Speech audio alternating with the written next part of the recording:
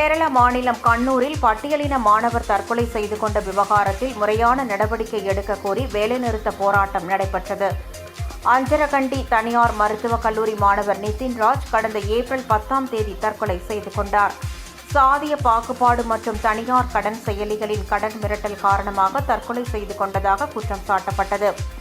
இது தொடர்பாக 2 பேராசிரியர்கள் பணியிடை நீக்கம் செய்யப்பட்டதோடு அவர்கள் மீது வழக்கு பதிவும் செய்யப்பட்டுள்ளது.